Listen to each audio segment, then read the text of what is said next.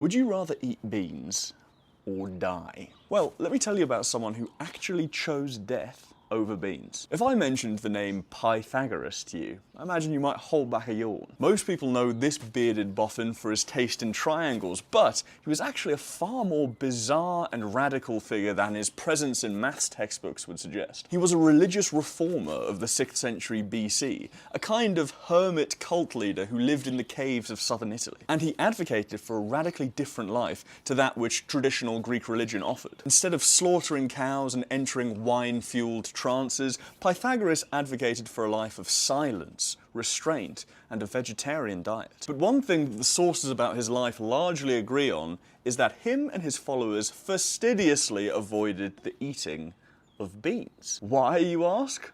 Well, it isn't really clear. Some argue that he thought the souls of humans and animals were reincarnated into beans.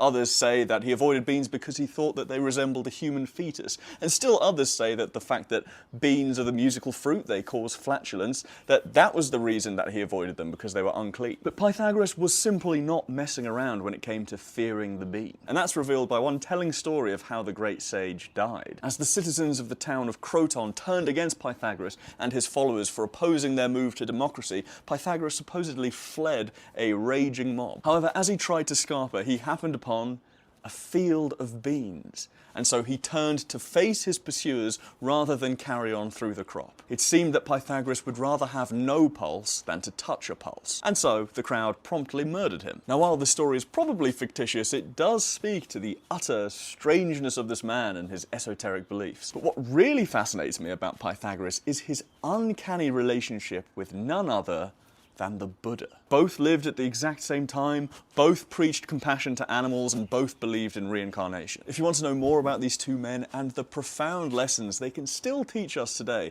then check out my latest YouTube video, and don't forget to eat your beans.